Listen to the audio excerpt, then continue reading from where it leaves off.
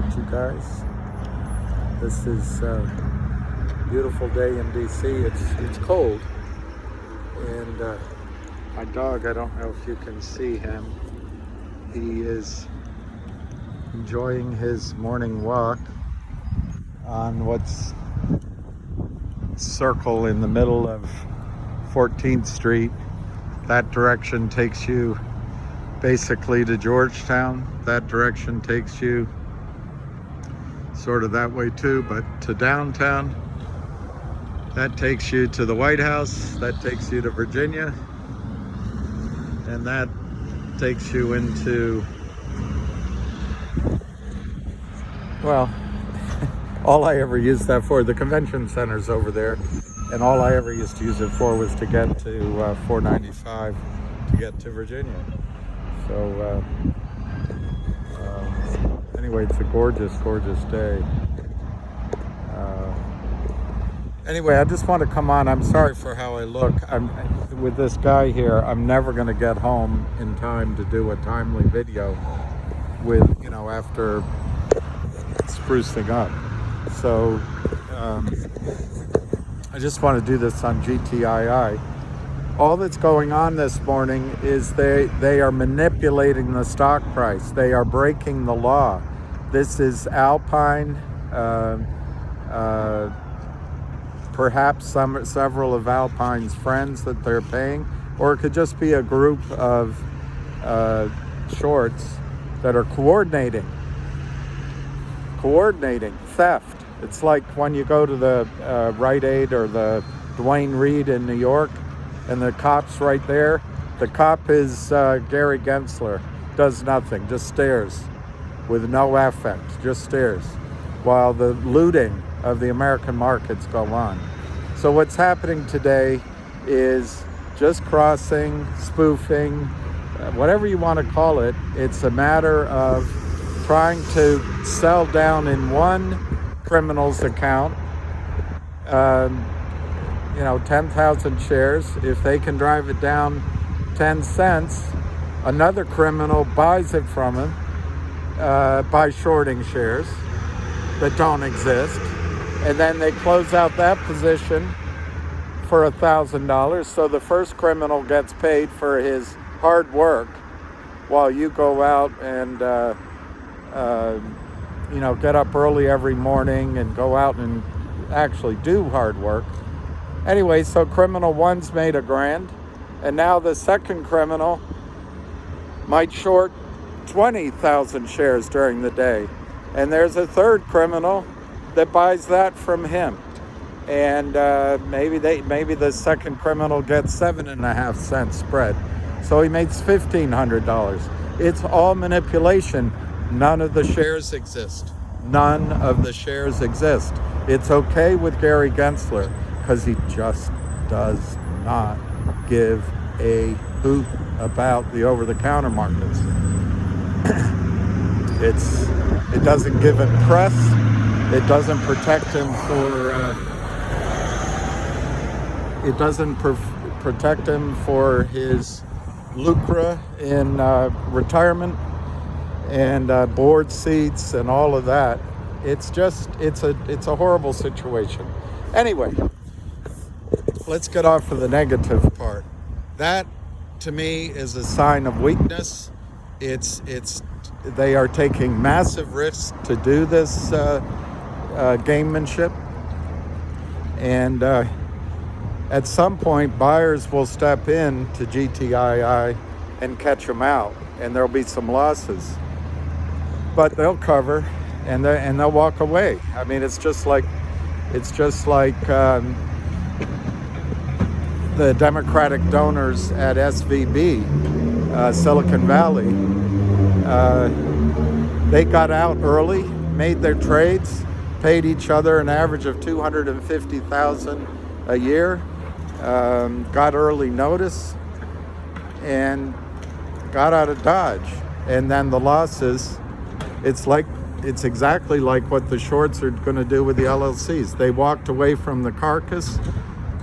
The carcass went bankrupt, and in stepped Joe Biden and Janet Yellen to rescue it because it was a systemic risk. Well, it might just be that they wanted to rescue their buddies, so that in return for all the donations they had made. Remember, Yellen gets money from the banks to speak. So, I mean, it's not a political statement, it's just a fact. Anyway, let's get off of that subject. My hands are freezing. Here's construction going on here, but that project sort of there on the right, that's a huge new apartment building called The Post. And I guess it's been around a few years now, but not very long. And it's gorgeous. They're doing a lot of construction here. All right. I just want to get on about GTII. I think you're going to hear a news announcement this week about some sort of dividend created as a blockchain to catch out the shorts. And I believe, I don't know, but I believe it could be the divvying up of the proceeds of the West Christian lawsuit into a digital, I don't know what to call it, coin, NFT, share, coupon, traded on Upstream. This, I think, would be the first one if it got through quickly. The first one might be CRTD's distribution of the OG collection. But this would be a distribution to try to catch out the back offices and the shorts, because it would be undeliverable. This coupon, I don't know what to call it, but it'll be blockchain. It'll be undeliverable by your brokerage account and basically they'll have to go get real shares. Secondly, I think this week or next week you could get the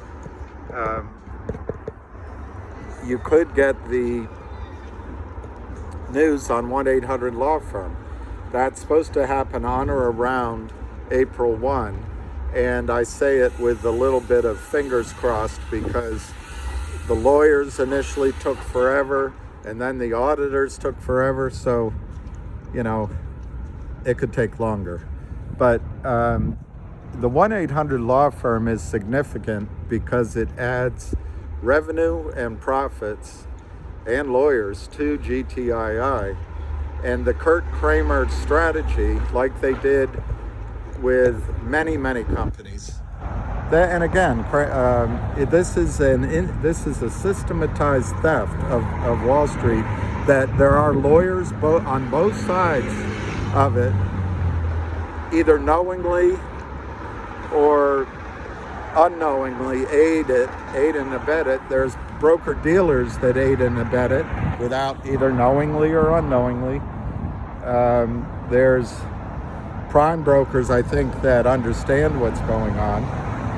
And the system is set up with this vague reg show, which was created in 2008 to clean up failure to delivers slowly. So the system didn't have a shock. Well, guess what? People like the Lynn Partners, Kurt Kramer, Yorkville, just open up the sluices and just create counterfeit shares. I'm just gonna let them go. I can't keep pulling them. Create counterfeit shares at will, and supply and demand. The supply overwhelms the stock price. They commit securities fraud at will, but it's all coming to an end. It's all coming to an end. What happened last year after November, when I believe the special dividend as a warrant was working to cause the short squeeze, everybody said, well, that's not good enough. Let's go over to try another stock. And I think at that time, I think it was all coordinated. I don't know how much, I don't know what. There were so many moving parts. Some of it might have just been coincidental. But I think at that time, Alpine took over the Kurt Kramer disaster accounts, and Alpine started trading through henchmen that they hired, or a network that they talked to. And by the way, it's all my opinion, and these guys all know what they're doing, so they're all helping each other out to keep the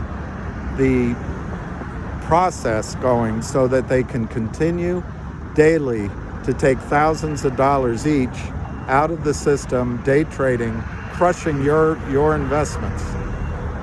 And again, Gary Gensler just does not care. Just does not care. As long as Goldman is doing well, that's fine with him. That's my opinion. Let's go this way. Come on, please. He gets so stubborn. Anytime I turn back to where we live, he doesn't want to go. I guess he's frustrated with all the tension. So we'll go that way, Lucky. We'll go. Just get out of the road. All right. So this week, I think you're going to see an announcement about a distribution, and I'm going to guess it's that, in my opinion. 2, I think within the fortnight, you're going to see if we're lucky, you're going to see that the 1-800 law firm finally happens. 3, the West Christian lawsuit is hitting across all of the desks. He's put out summons, and I'm not a lawyer, but I'm sure that involves notices to market makers, broker-dealers, prime brokers, probably FINRA, almost certainly Fidelity and Wells Fargo, who slow-walked and even took away the buy button when there was I think the beginnings of a squeeze in November. So this is going to bring notices to all the compliance officers, and even in the criminal organizations. If there's a boiler room where they're selling CRTD, HPIL, COSM, I can't think, GNS, FNG, they're all coordinating on all of them. And I'm just using names I know. I'm not saying that that necessarily would be the case. If you got a notice that one of your stocks that you're taking orders on and you're manipulating, GTII, is subject to a far-reaching investigation and subpoenas, I think you would stop trading in that stock, because you don't want to put your other criming activities at risk. You just want to walk away from that and slink into crime elsewhere. So I think the West Christian lawsuit is going to have an impact this week and next on, to use a word that's maybe a little trite, it's going to have a chill on the selling of counterfeit shares in GTII. I think I'm on my third point. The FBI is after whoever gave orders to Westpac, 3 weeks ago now, and decayed the trade, and the $2.5-4 million was the cost of the error. Well, this is a huge problem for the person that did it. It's against the law, and you got the FBI on it. I understand that the person who did it is the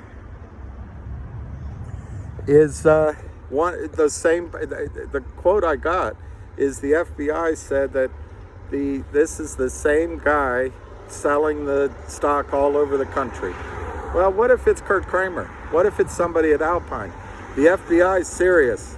it's not a slap on the wrist organization down at the meat of the organization, unlike Gensler over at the SEC.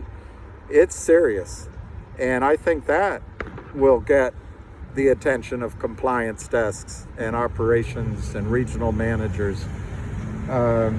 Again, chilling the ability of criminals to commit securities fraud in GTII. The third thing is this Alpine case. And this is big. I mean, it's really big.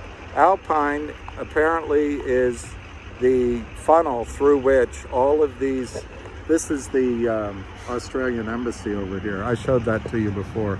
Here's another guy on a horse. And if you go down to right there to the left where the Penske truck is, that would take you to the White House. It's really not a huge city, but it's a beautiful one. Anyway, Alpine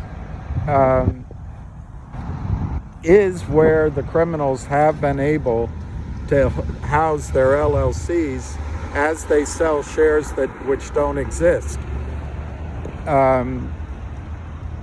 Alpine looks like it's going to be expelled by NASDAQ as soon as April 3rd or shortly thereafter. Well, that's not a, come on, Lucky, we can't cross in the middle of the traffic. That's not good news for the criminals. And Alpine couldn't even pay its fine, which of course, I think it's just like SVB or all the LLCs. They've taken as much money out as they can, and they're going to leave the detritus to the regulators and the DTCC and ultimately the American taxpayer. Are you ever going to get sick and tired of all these overpaid wankers? Well, these are criminal wankers.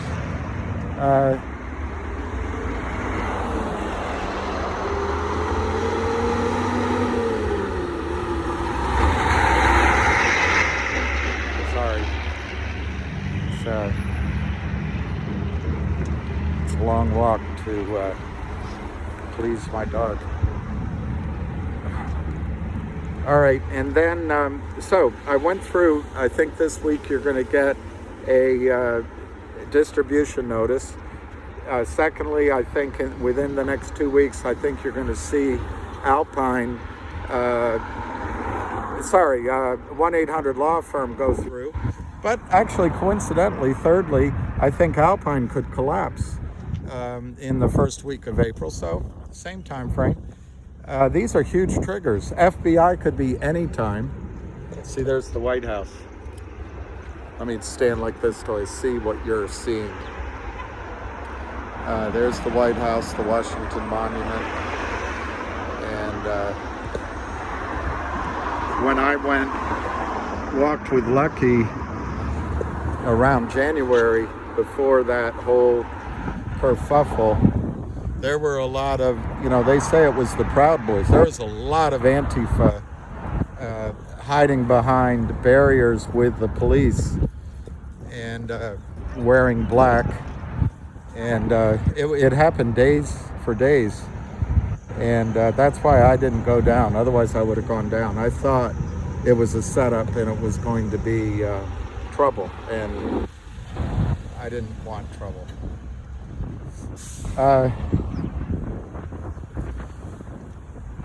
The other thing that could come out of the blue is the Trento mine, but I think all you need is the 1-800 law firm, and this is over. What Kurt Kramer and Alpine try to do is drive these stocks down to zero, and I'm sure no one is going to listen to this all the way through. But the strategy is you start shorting creating stock out of money and stock out of thin air as soon as you walk into, I'm talking about another two companies here. As soon as you walk into or call Philip Vallier and Jeff Easton and the others at the Lynn Partners. Benchmark knows about it. Word goes around, the selling starts. Then the contract's signed. The price of the stock is lower, so the client that they're so glad to help has already suffered. So have you. There's a promise of an above market deal. It has warrants. It has toxic, poisonous conversions, and it's a big solution. So the CEO says, wow, I solved it all. I don't have to do work anymore. I've got 4 million coming in, and hallelujah.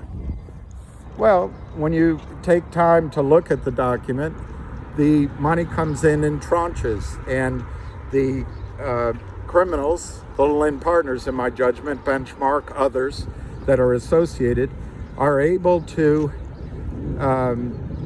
sell stock with a backward look. So, I saw one formula that they could present money to get new stock from the victim company, and the backward look was over the last 10 trading days. It was the lowest price. It didn't say if it was at the close, but that's usually presumed. At the close, minus 40%. So the criminals just set about selling and selling and selling and selling non-existent shares. They have a lawyer that, because of that contract, can let the prime broker and the YMCA used to be right here, and now it's got that building, WeWork. This has gone up. There's a new construction here, and that's St. Matthew's there. A gorgeous cathedral. It's the Human Rights Campaign. Remember, well, they used to have sign up. I think I'll leave my comments to myself on that one. So anyway, the 4 million that's promised above market suddenly starts becoming 4 million below market in a series of tranches. And all right, we can go, Lecky. And the stock gets walked down, and the profit is locked in each step of the way for the Lynn Partners or Benchmark Capital or whoever participated in the offering.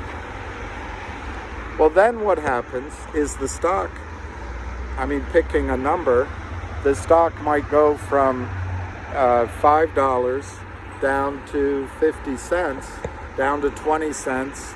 All along the way, the number of shares in the system, real or fake, has expanded massively. There are some that are real because the contract contemplates issuing treasury. Well, I guess it's called treasury shares. They put shares at the transfer agent. So when the whoever the party is, the Lynn Partners, has sufficiently driven the stock down, and they have a new tranche of $80,000 or $100,000, they can submit and get the stock at a guaranteed profit, and then they keep selling. They're ready to do it again. Well, what happens is the stock price gets under 50 cents, under 20 cents. In the case of one stock, it got down to 4 cents. Well, then you get a notice that you're going to be delisted. The CEO gets a notice that he's going to be delisted. And so there's two alternatives. One is to accept more money from the Lynn Partners and completely blow up your cap table. And then by then, the Lynn Partners are in another stock, the Kramers. They're all the same. They've accomplished their goal. They've turned a nice company into a company with billions of shares that no one can quantify. No one knows what the denominator is. And so no one's going to invest. The company is flat on its back. It's called seller boxing. I learned that about 3 or 4 weeks ago, that name. And it was on one of the space calls. I'm trying to remember the gentleman's name. But anyway, that's what it is. And then the stock just lingers there.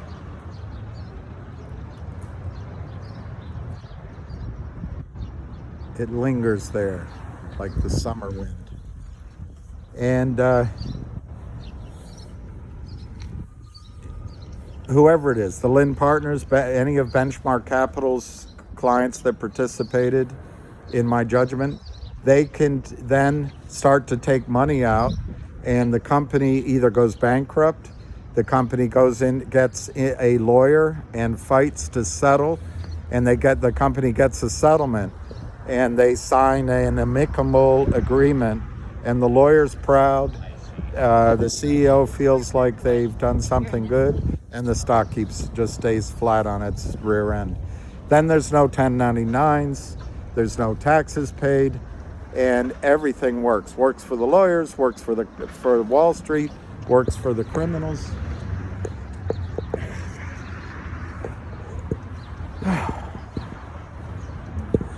It's a long walk, Lucky. It's a long walk. I don't know why we're going this way. He's so slow. When he was younger, he'd be pulling me down the sidewalk. Now it's just a funeral pace. So then the other alternative a CEO has when the stock's at 4 cents or 20 cents or 12 cents is to do a reverse split.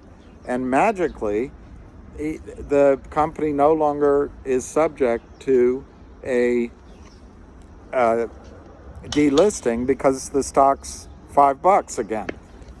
Well, what do the criminals do? This is magic to them. You've taken a 400 million share short position or mismarked long position, which technically they're supposed to have $2.50 a share held as a maintenance requirement. Probably with that lawyer's letter and the contract, they're able to say there's some sort of coverage so that maintenance requirement's probably less. Well, let's just use 250. If there's 400 million shares short, they have to put $2.50 in. Here's St. Matthews.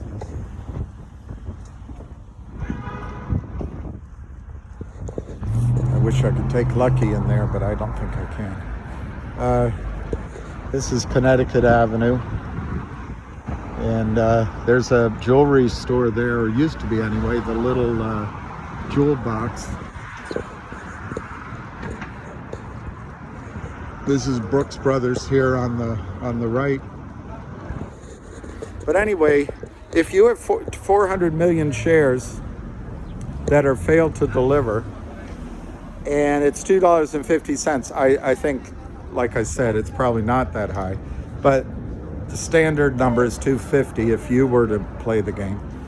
So you take 400 million times $2.50, that's $1 billion, I think. I'm so slow with arithmetic. So it's $1 billion that's in the lockbox. Well, what do you do when you reverse split it 50 to 1? You go 50 to 1 on the reverse split. All of a sudden, 400 million shares is... now I'm going to have trouble. I can't do the 50 to 1. How do you do it? Do you divide 40 by 5? Why is that so hard? Yeah, you divide 400 by 50. So you have 20 million shares out. Well, all of a sudden, here's...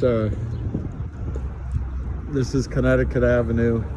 The Monaco Lewinsky Hotel is down there.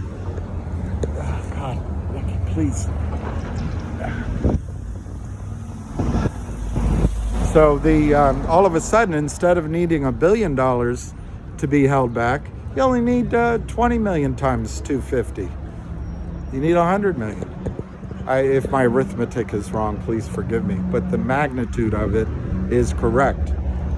by reverse splitting, you help out the criminals. They don't need as large a maintenance requirement. And the other thing you do, the stock is miraculously at $5 again. And guess what? They can start hitting it hard again. Doesn't matter what your story is.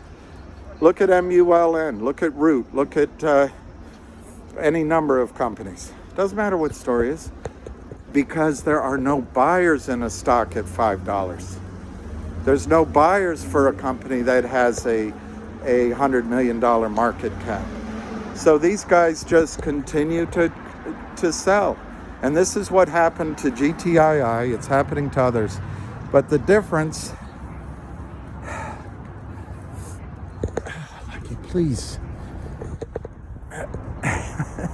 it's an exercise to walk him home. I may not put this up because this is not pleasant.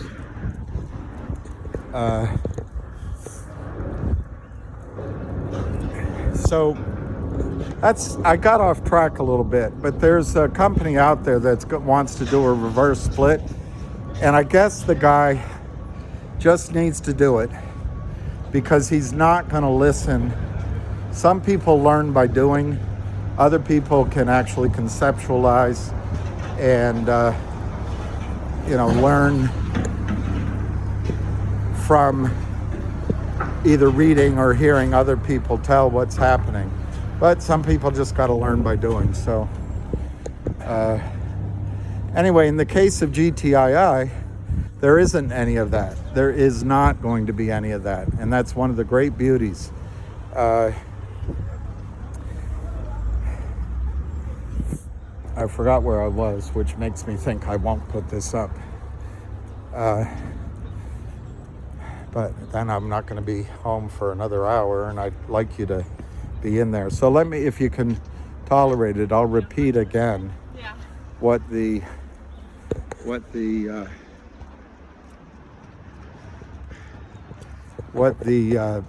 triggers could be. This week, I think you're going to get a distribution notice, possibly, of a blockchain on upstream for GTII. Secondly, I think the 1-800-Law firm could happen within 2 weeks. Thirdly, I think the Alpine situation could happen within 2 weeks. Fourthly, I think the FBI could happen at any time. Fifthly, the West Christian lawsuit is in process now, and that's a game changer. And then seventh, you could get something out of the blue like the Trento mine deal. Now, as the stock price gets up to 275, if it does and gets over it, the remaining warrants, which were issued as a special dividend, start biting again because it's similar to MMTLP. The stock has to be at Liberty Transfer. And that last time made Fidelity start paying up to 1,000% to borrow stock. If that happens, the stock is on its way. The thing is, all you need is one or two or three of the broker-dealers to start buying in, and it starts off, it's like a pack of Chinese firecrackers, and they all join in. Trying to think, there's a couple of other distributions that are going to come. The company's on your side, and I think this pullback is probably, it's manipulated, and therefore I question whether charts are valuable, but they're manipulating it maybe to get computers to sell. I don't know, get you to sell. But I expect it to snap back. This is not financial advice, but the reward could be pretty high. It's a stupid short trade. It's a really stupid short trade. Just imagine if these trading desks, I don't know what to call them, these criminals had been shorting any of the banks, they'd be making a fortune. Instead, they're making pennies with GTII in return for unlimited risk. It's a mistake. I'm trying to think quickly if I left anything out. This is the Tabard Inn. Hotel Tabard Inn. George Washington slept here. And it's got a tremendous restaurant. This is the Iron Gate Inn. And I don't know if it's still open, but that also is a great place to eat, or it used to be. This is now Courtyard by Marriott, but it was a hotel owned by Kimpton. Anyway, it's a nice little street on behind St. Matthew's. Anyway, I think I'm going to leave it there, and I'm not sure I said anything useful. So let me finish by saying I think that they're manipulating the price in GTII. Do not, depending on what you're doing, I'm not giving financial advice, but don't fear it because there's good news coming. This cannot last forever, and when it breaks, it could be a life-changing event, as Ham always says. All right, so it's springtime in Washington, and soon it'll be Easter time. So, well, I'm gonna go live later, and I'm sorry for the rambling nature of this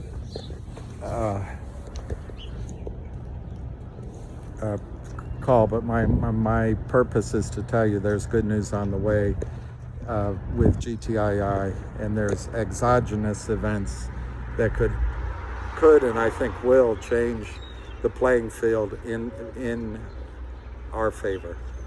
All right, so I'm going to let it go with that, and we'll talk later. Cheers.